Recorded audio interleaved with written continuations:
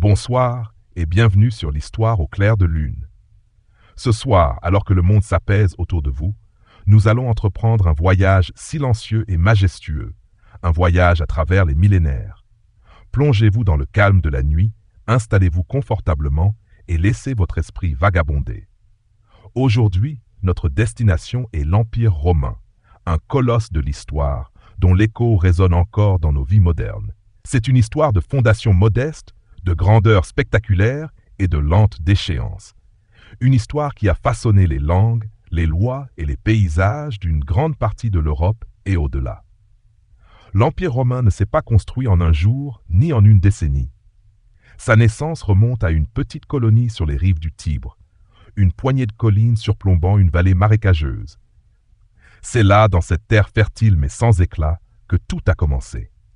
Laissez-vous bercer par le murmure de cette histoire lointaine.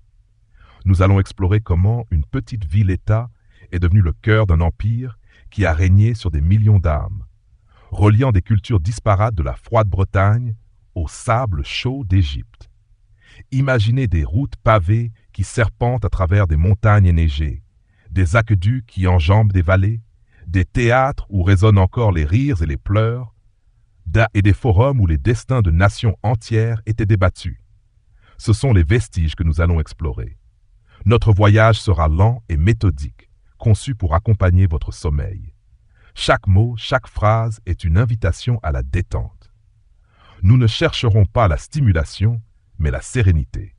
Imaginez-vous en train de parcourir les rues silencieuses de Rome sous un ciel étoilé, de sentir le marbre frais sous vos pieds, d'entendre le léger clapotis des fontaines.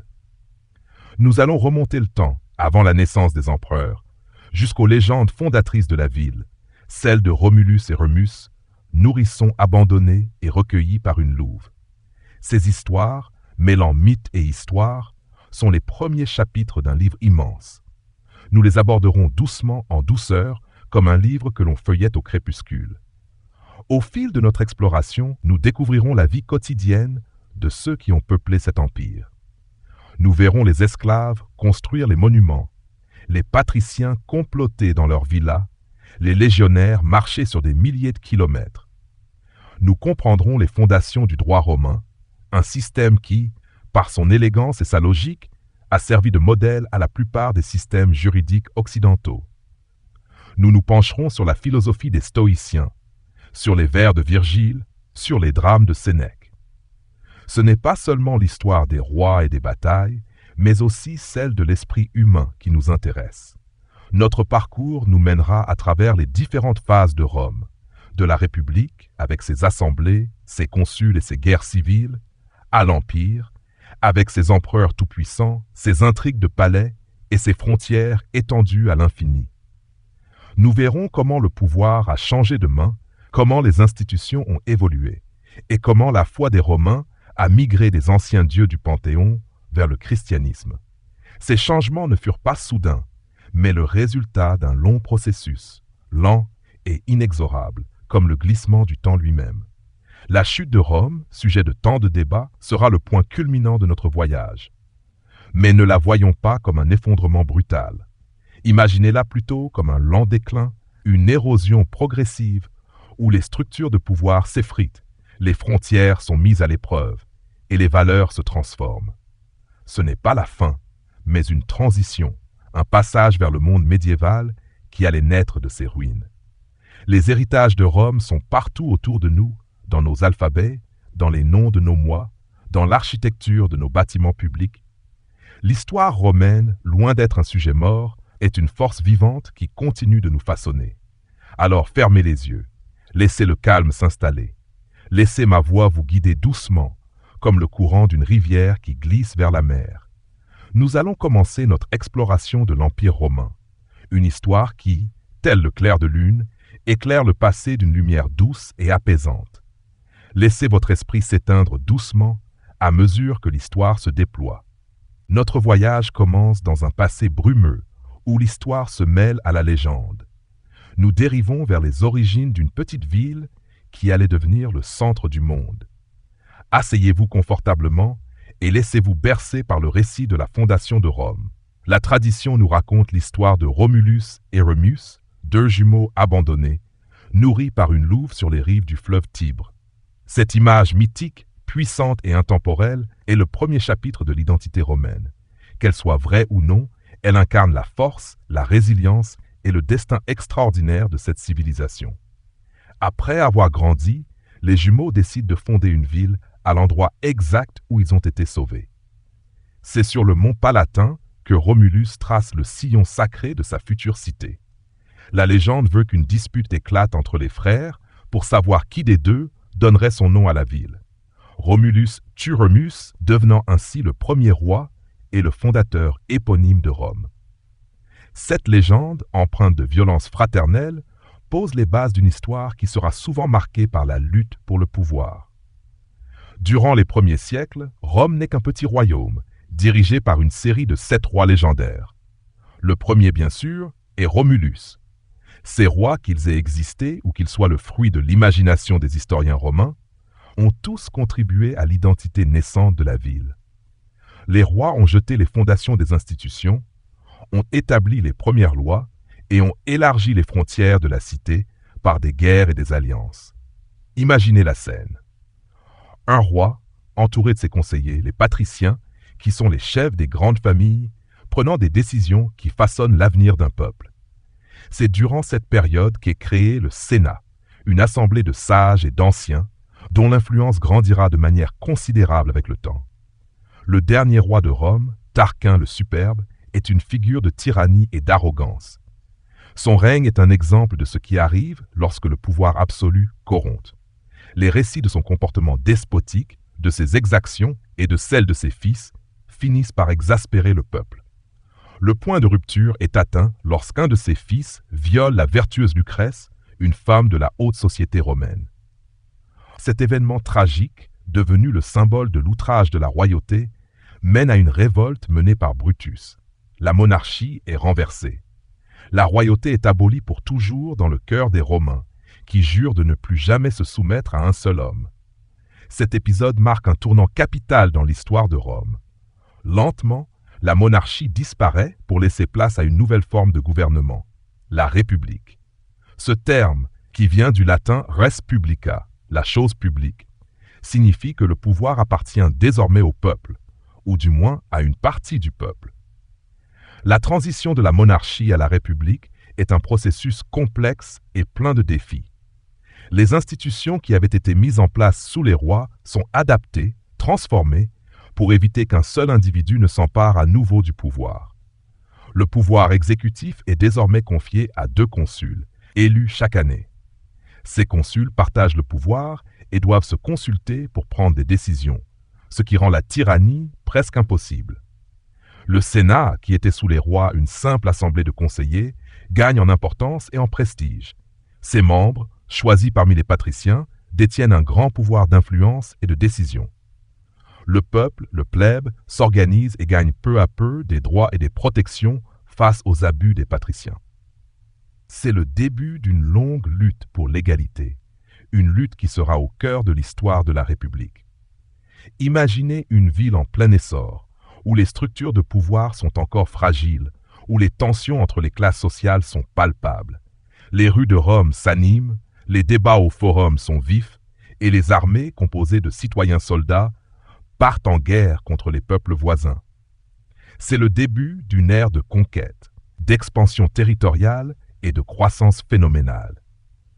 L'histoire de la République romaine, qui durera près de 5 siècles, est une saga de triomphes et de tragédies, de victoires éclatantes et de défaites humiliantes. Mais tout cela, nous le découvrirons dans les chapitres suivants. Pour l'instant, fermez les yeux et imaginez les premières lueurs du jour se levant sur les 7 collines de Rome. Le forum est encore vide, le bruit des forgerons ne s'est pas encore levé, et seule la brise matinale caresse les temples de bois. Respirez profondément. Sentez l'odeur de la terre humide, l'odeur des premières heures d'une civilisation qui allait marquer l'humanité pour toujours. Laissez cette image vous apaiser, vous inviter au sommeil. Nous continuons notre lent voyage. Le royaume de Rome a disparu, remplacé par une nouvelle forme de gouvernance, la République romaine. C'est une période fascinante, pleine de turbulences et de croissance exponentielle qui a duré près de 5 siècles. Fermez les yeux et imaginez le tumulte du forum, le cœur battant de la vie politique et sociale romaine. C'est ici que les citoyens débattaient, que les lois étaient affichées sur des tables de bronze et que le destin de la ville se jouait. La République se fonde sur un équilibre complexe entre différentes institutions. Les plus puissantes sont sans doute le Sénat et les consuls. Les consuls, au nombre de 2, sont élus chaque année et détiennent le pouvoir exécutif. Leur mandat est court, ce qui les empêche d'accumuler trop de pouvoir. Le Sénat, quant à lui, est une assemblée de patriciens, les membres des grandes familles nobles. Bien qu'il n'ait pas de pouvoir législatif direct au début, son influence morale et son expérience en font l'organe le plus respecté et le plus influent de la République. Leurs débats et leurs conseils guident les consuls et orientent la politique de la ville. Mais la République n'est pas un système parfait. Les tensions entre les patriciens et les plébéiens, le peuple, la grande majorité de la population, sont constantes. Au début, les plébéiens ont peu de droits, pas de représentation politique et sont écrasés par les dettes et les impôts. Leur lutte pour l'égalité, connue sous le nom de conflit des ordres, est un élément central de l'histoire républicaine. Imaginez les grèves des plébéiens qui refusent de servir dans l'armée ou de travailler, se retirant sur l'une des collines de Rome jusqu'à ce que leurs revendications soient entendues. Ces luttes aboutissent à la création de nouvelles institutions. L'une des plus importantes est celle des tribuns de la plèbe. Ces fonctionnaires, élus par les plébéiens, ont le pouvoir de s'opposer à toute loi ou à toute action des consuls qu'ils jugent injuste pour le peuple. Ils sont sacro-saints, c'est-à-dire inviolables, et leur personne est protégée par la loi. C'est une grande victoire pour le peuple qui obtient enfin une voix dans le gouvernement. On peut également penser à la création des 12 tables, le premier code de loi écrite, affiché au forum. Cela met fin à l'arbitraire des patriciens qui détenaient seuls la connaissance des lois. Alors que Rome s'organise de l'intérieur, ses frontières s'étendent.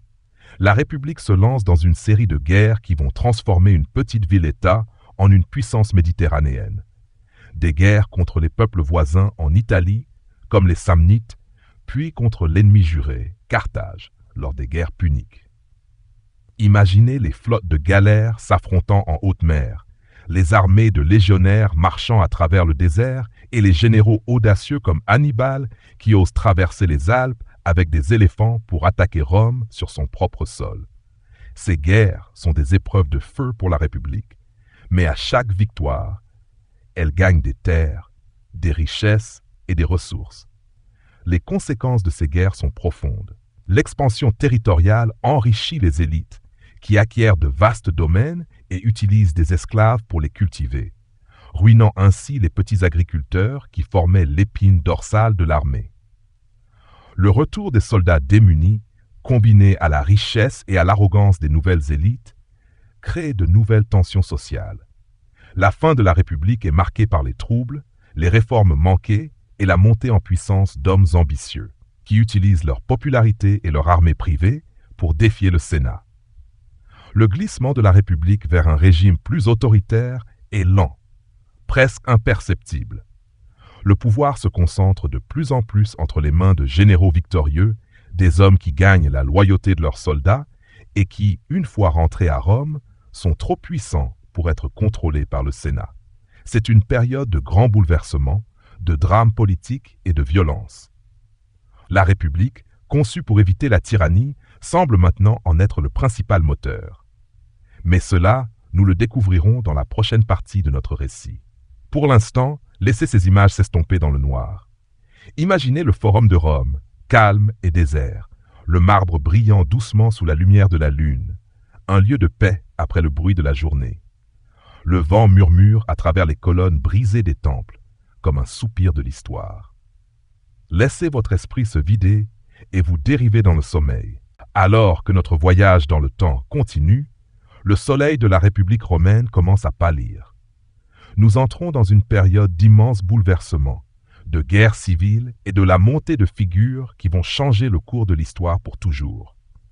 Nous sommes au cœur du 1er siècle avant notre ère, une époque de fureur et de génie, où les ambitions d'hommes puissants éclipsent les idéaux républicains. Le système, conçu pour la stabilité, est mis à rude épreuve par ses propres succès. Les guerres d'expansion ont apporté à Rome d'immenses richesses et un vaste empire, mais elles ont aussi créé des tensions internes. Les petits paysans qui formaient le cœur de l'armée sont ruinés, et leurs terres sont rachetées par de riches sénateurs qui exploitent des esclaves pour travailler sur de vastes exploitations, les latifundia. Ces soldats démobilisés, qui n'ont plus de terre et donc plus de raison de servir la République, n'ont d'autre choix que de chercher un général qui leur garantira un salaire et des terres. La loyauté du soldat ne va plus à l'État, mais à son chef. C'est le début d'un processus inexorable qui va transformer les armées romaines en forces privées, loyales à leur commandant plutôt qu'à la République. C'est dans ce climat qu'émerge un homme dont le nom est gravé dans l'histoire, Jules César.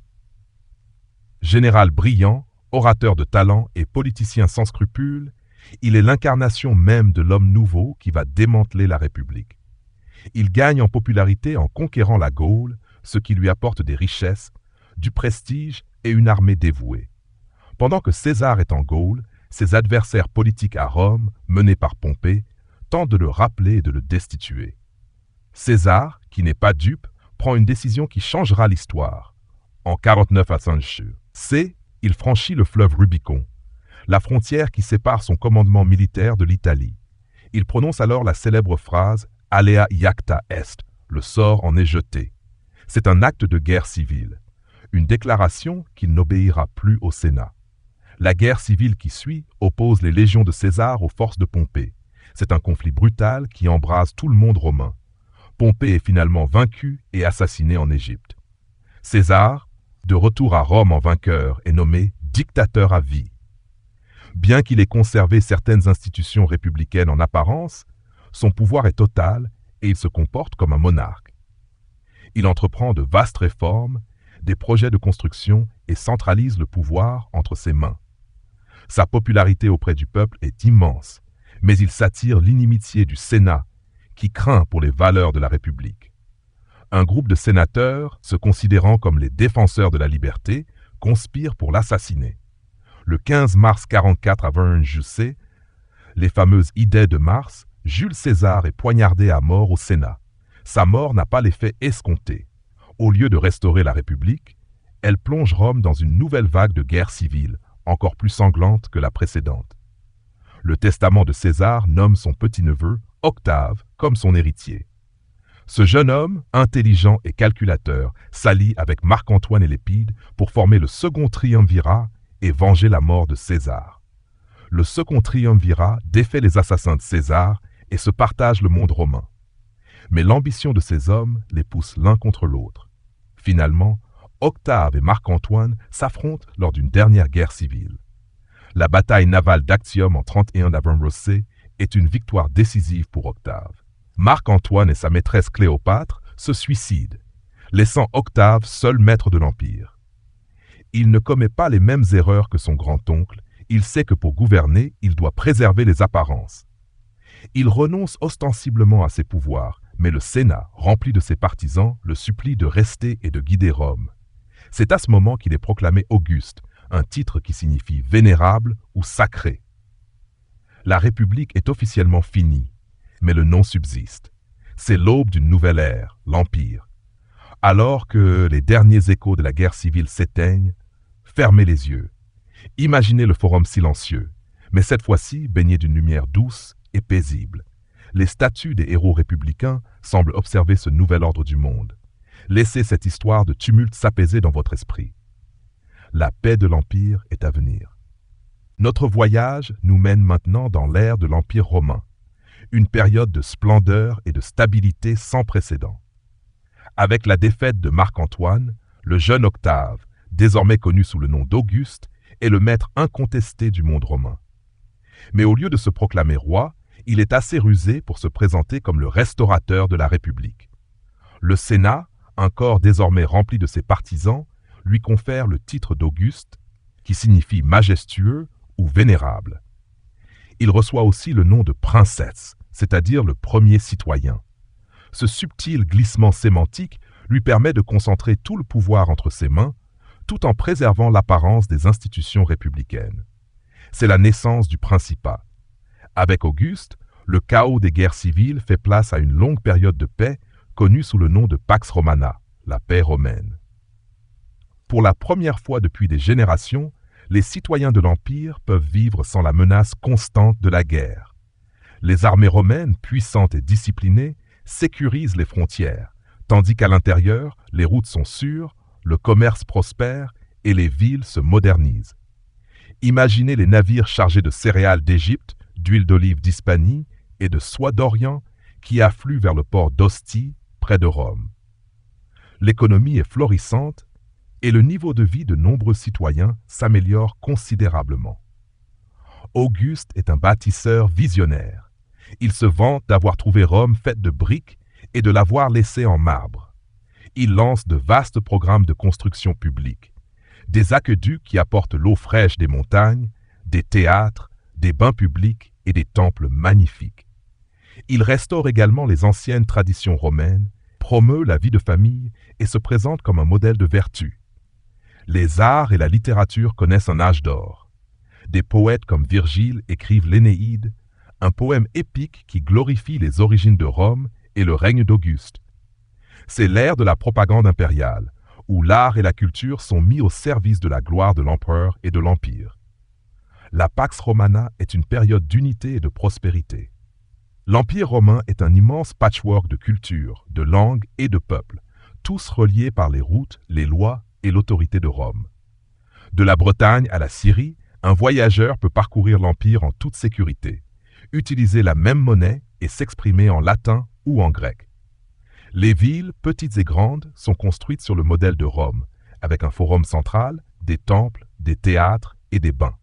C'est l'âge de l'urbanisation, où même les provinces lointaines peuvent bénéficier des avantages de la civilisation romaine. Mais cet âge d'or n'est pas sans zone d'ombre. Les empereurs qui succèdent à Auguste ne partagent pas toujours sa sagesse. La dynastie julio-claudienne, issue de la famille d'Auguste, connaît des règnes tourmentés. Des figures comme Caligula et Néron sont célèbres pour leur cruauté et leur folie. Leurs règnes sont marqués par les intrigues de palais, les assassinats et les abus de pouvoir. Mais même ces empereurs dérangés ne parviennent pas à déstabiliser l'immense structure de l'Empire. Les institutions, créées par Auguste, sont si solides qu'elles peuvent résister à la folie de quelques hommes. Le Sénat, bien que de moins en moins puissant, continue d'exister. L'armée surtout reste la garante de l'ordre et la source du pouvoir. Au fur et à mesure que les siècles s'écoulent, l'Empire s'étend, mais ses frontières finissent par devenir stables. Elles sont souvent marquées par de grands fleuves comme le Rhin et le Danube, ou des murs fortifiés comme le mur d'Adrien en Grande-Bretagne. Ces frontières sont défendues par des légions permanentes. L'apogée de l'Empire est atteint sous la dynastie des Antonins, une époque de bons empereurs comme Trajan, Adrien et Marc Aurèle, dont le règne philosophique marque l'histoire. Nous y reviendrons. Pour l'instant, fermez les yeux. Imaginez-vous sous les voûtes majestueuses du Colisée. Le bruit de la foule s'est éteint. Les cris ont fait place à un silence profond. Seule la lumière de la lune éclaire les gradins. Laissez-vous porter par cette image de grandeur silencieuse, une image de la Pax Romana, et glissez doucement dans le sommeil. Alors que l'Empire romain est à son apogée, nous allons maintenant dériver dans les détails de la vie quotidienne. Fermez les yeux et imaginez une journée typique sous l'empereur, il y a près de 2000 ans. Laissez de côté les empereurs et les batailles, et concentrons-nous sur les gens ordinaires qui peuplent cet immense empire. La vie romaine, pour la majorité des gens, est rythmée par des routines bien établies, par le travail, les loisirs et la famille. Imaginez une domus, une maison de ville romaine. Elle est construite autour d'un patio central, l'atrium, souvent avec un bassin pour recueillir l'eau de pluie. Les murs sont décorés de fresques vibrantes et le sol de mosaïques complexes. C'est dans ces espaces que la famille se rassemble, que le père de famille, le pater familias, exerce son autorité sur sa femme, ses enfants et ses esclaves. Le petit déjeuner est simple, du pain, du fromage, des fruits. Les journées commencent tôt, avant que la chaleur ne devienne insupportable. La vie publique se déroule principalement au forum. C'est le lieu de la justice, du commerce et de la politique. Les Romains s'y rendent pour faire leurs courses, discuter des dernières nouvelles, assister à des procès ou simplement se promener. Autour du forum, on trouve des temples, des basiliques, de grands bâtiments publics et les fameuses tabernae, des boutiques où les artisans vendent leurs marchandises. La ville est bruyante et animée, pleine de charrettes, de vendeurs ambulants et de foules se pressant dans les rues étroites. Les Romains de toute classe sociale partagent une passion pour les thermes, les bains publics. Ils ne sont pas de simples bains, mais de vastes complexes de loisirs et de sociabilité. Un Romain peut y passer l'après-midi entier, passant par une série de pièces aux températures différentes. Le frigidarium, bain froid, le tepidarium, bain tiède, et le caldarium, bain chaud. Les thermes sont aussi des lieux pour faire de l'exercice, lire et discuter. Ils sont ouverts à tous, riches ou pauvres, et c'est un des rares endroits où les classes sociales se mélangent. Les loisirs sont une partie importante de la vie romaine. Les jeux du cirque sont l'un des spectacles les plus populaires. Imaginez la foule hurlant son excitation au Circus Maximus en regardant les courses de chars menées par des auriges audacieux. Les gladiateurs, eux, combattent dans des arènes comme le Colisée. Bien que les combats soient violents, ils sont aussi un moyen pour l'empereur d'apaiser la foule et de renforcer sa légitimité.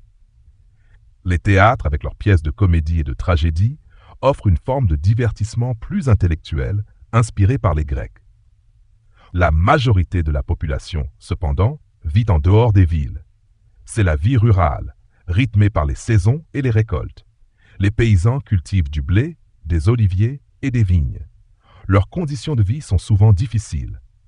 Les grands domaines, ou latifundia, sont gérés par des esclaves, qui forment une part considérable de la population de l'Empire. Les esclaves sont omniprésents dans la société romaine, de la maison du riche patricien aux mines lointaines. Un esclave peut être un simple travailleur ou un précepteur érudit, un cuisinier ou un gladiateur. La vie d'un esclave dépend largement de la clémence de son maître. La famille est la pierre angulaire de la société romaine.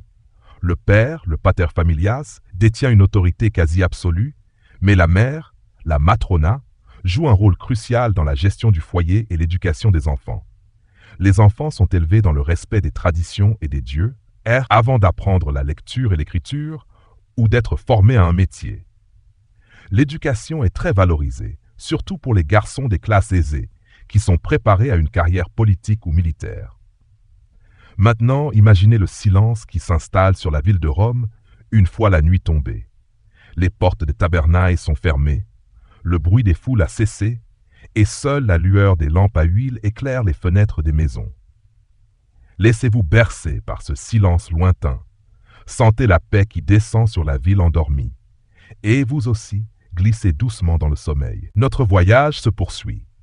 Nous avons navigué à travers les tumultes de la République et la stabilité d'Auguste, et nous allons maintenant nous pencher sur les règnes des empereurs qui ont suivi.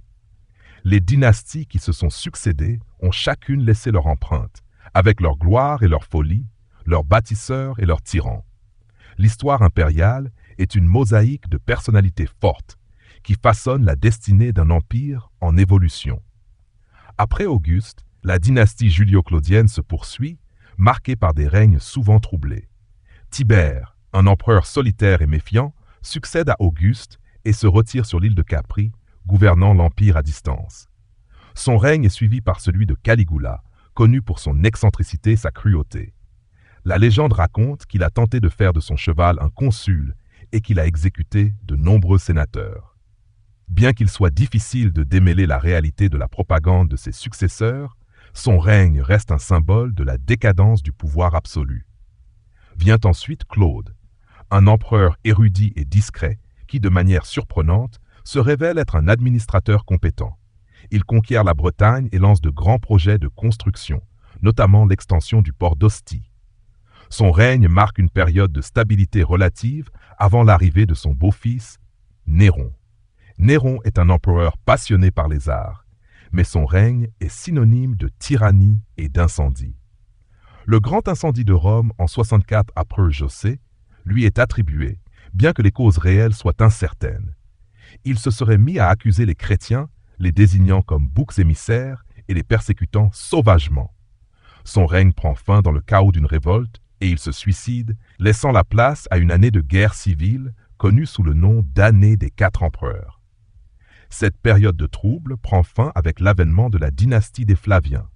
Vespasien, un général pragmatique, restaure l'ordre.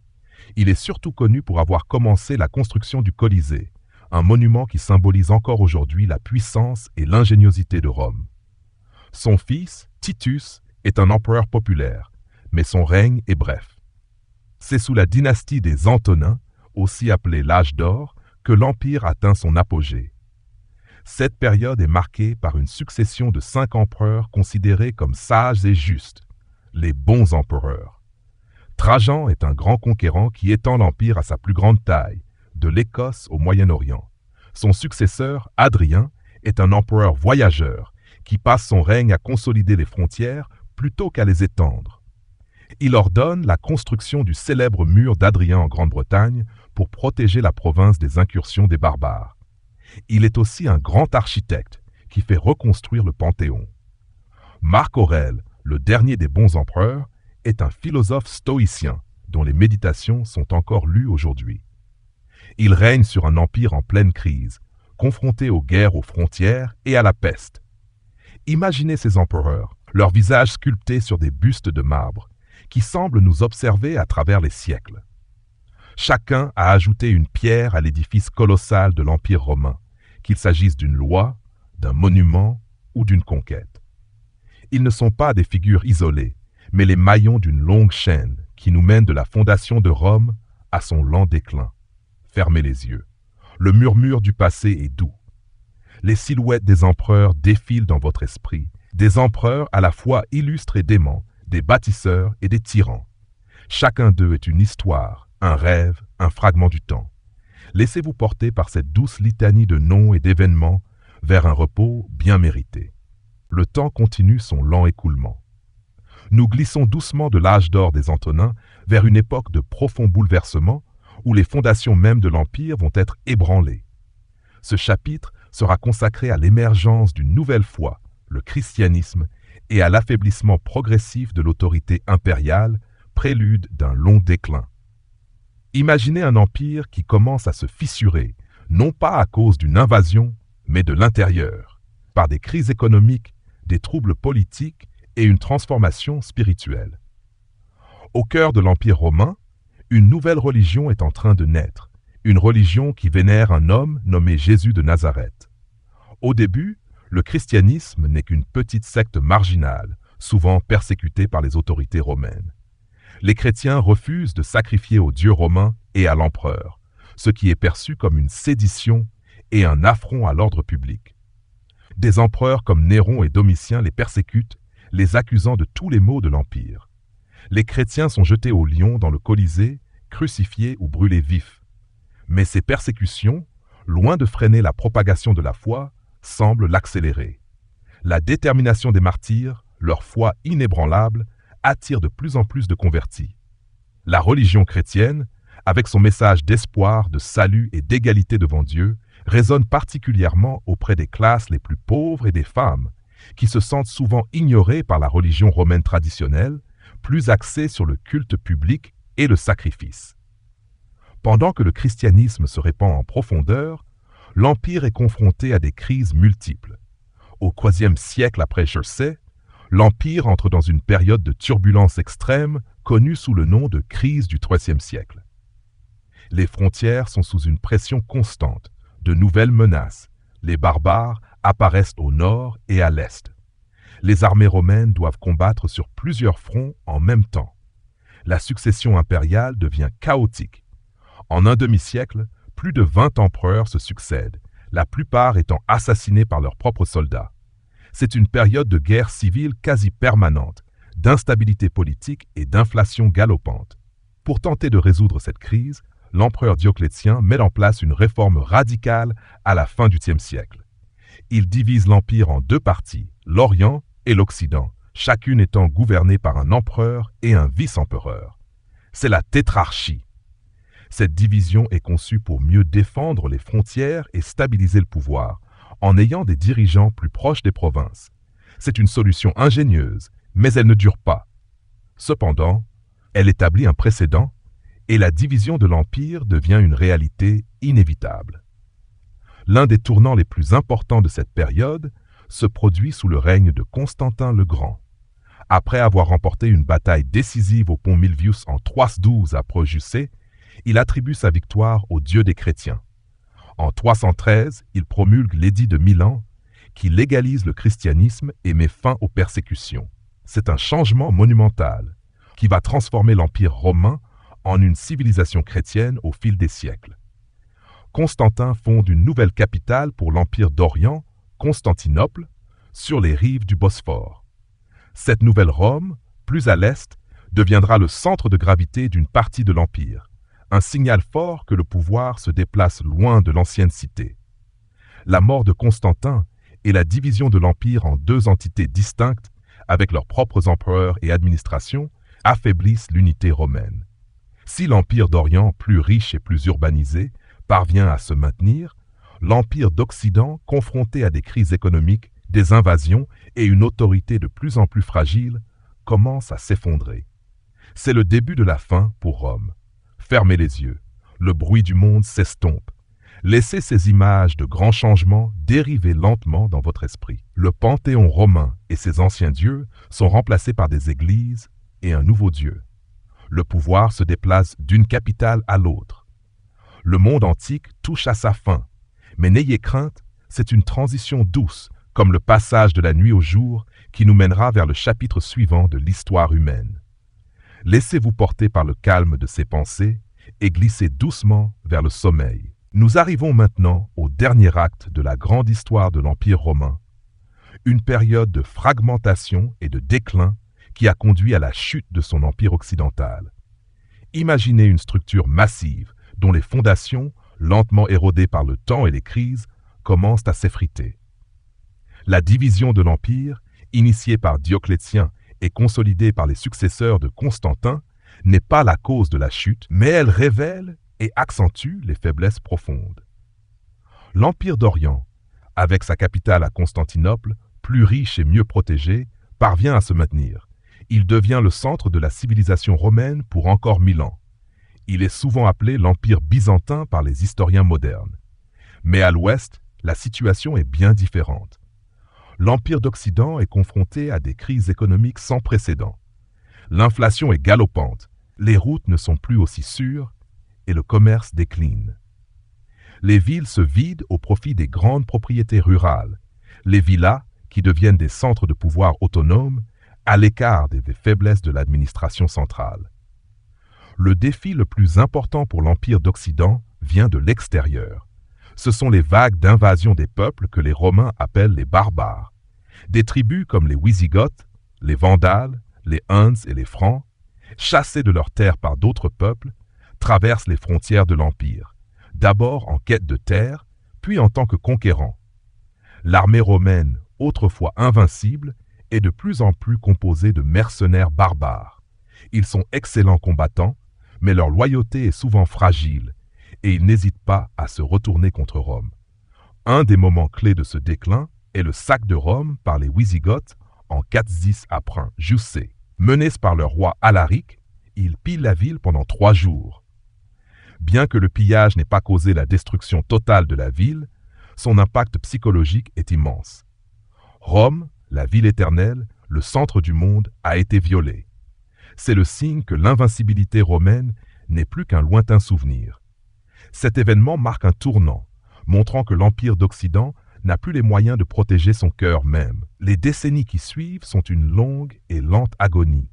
L'autorité de l'empereur s'affaiblit. De grands généraux, souvent d'origine barbare, détiennent le vrai pouvoir et font et défont les empereurs. L'empereur d'Occident n'est plus qu'une marionnette. Les provinces, une par une, se détachent du contrôle de Rome. Les Romains de Bretagne se retrouvent seuls face aux invasions. L'Hispanie est prise par les Wisigoths, l'Afrique du Nord par les Vandales. L'ancien empire d'Occident se morcelle en une série de royaumes barbares qui conservent des traditions romaines mais gouvernent de manière indépendante. L'histoire s'accélère vers sa fin symbolique. En 466 après Jussé, un général barbare, Odoacre, dépose le dernier empereur romain d'Occident, un jeune homme de 14 ans du nom de Romulus Augustule. Plutôt que de nommer un autre empereur romain, Odoacre renvoie les insignes impériaux à Constantinople, reconnaissant ainsi symboliquement le seul empereur d'Orient. La fin est discrète, presque silencieuse. Il n'y a pas eu de grande bataille finale, pas d'effondrement spectaculaire. Simplement la fin d'une institution qui n'avait plus de raison d'être. Maintenant, fermez les yeux.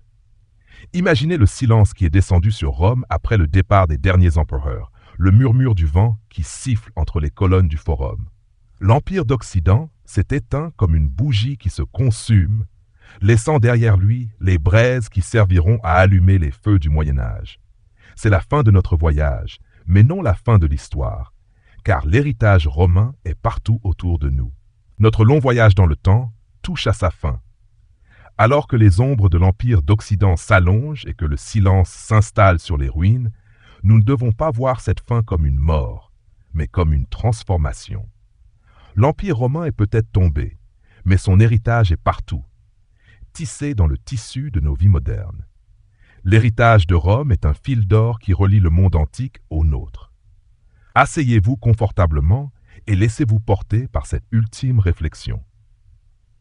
La première et peut-être la plus durable des contributions romaines est le droit romain. Le système juridique romain, avec ses concepts de citoyenneté, de contrat et de justice, a servi de fondation à la plupart des systèmes juridiques occidentaux.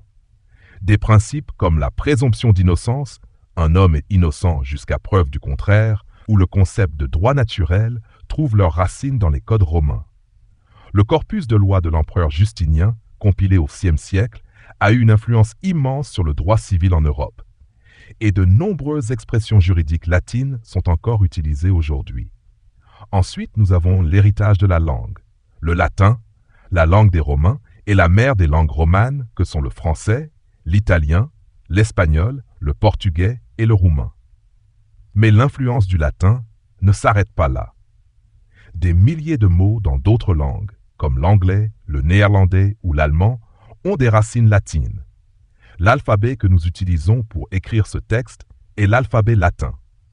L'étude du latin est encore considérée comme une discipline essentielle, car elle nous ouvre une fenêtre sur la pensée et l'histoire de cette civilisation. L'architecture et l'ingénierie romaines sont un autre héritage monumental. Les aqueducs qui apportaient de l'eau aux villes, les routes pavées qui unissaient un empire de plus d'1 million de kilomètres carrés, les ponts, les théâtres, les amphithéâtres comme le Colisée, tous témoignent d'une maîtrise technique incroyable. L'utilisation du béton, inventé par les Romains, a permis la construction de structures massives et durables, comme le dôme du Panthéon. La civilisation romaine était une civilisation de bâtisseurs, et les vestiges de leurs ouvrages subsistent partout en Europe et au Moyen-Orient. Sur le plan de l'administration, l'idée même de l'État, avec une administration centralisée et des institutions stables, est un legs romain. Le Sénat romain, bien qu'il ait perdu son pouvoir au fil du temps, a servi de modèle pour de nombreux parlements et gouvernements modernes. La structure de l'armée romaine, avec ses grades et sa discipline, a inspiré les armées de nombreux pays. Les Romains ont inventé le concept de service public et ont développé des bureaucraties efficaces pour gérer leur vaste empire. Enfin, il y a l'héritage culturel et intellectuel. La philosophie grecque a été préservée et enrichie par des penseurs romains comme Sénèque et Marc Aurèle. Le christianisme, qui est devenu la religion d'État à la fin de l'Empire, a utilisé le réseau de routes et l'unité de l'Empire pour se diffuser, avant de devenir la principale force culturelle et politique du Moyen-Âge. La poésie de Virgile, les histoires de Tite-Live, les essais de Cicéron continuent d'être étudiés et admirés aujourd'hui. Ces œuvres nous offrent un aperçu de la mentalité romaine, de leurs valeurs, de leurs préoccupations et de leurs aspirations.